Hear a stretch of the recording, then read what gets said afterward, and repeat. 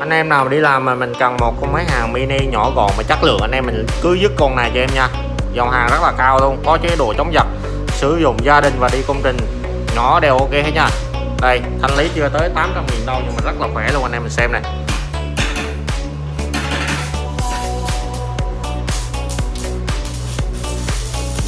Ồ, khỏe không? Rất là khỏe luôn nha anh em.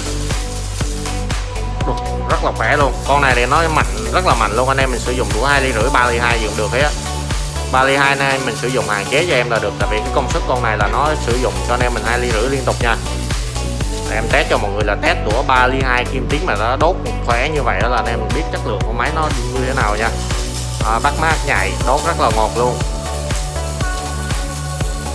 Rồi anh em nào mà yêu mến thì kết bạn qua số 034 923 95 98, em tư vấn lại cái mã này cho nha. Còn rất là nhiều mã luôn nha anh em.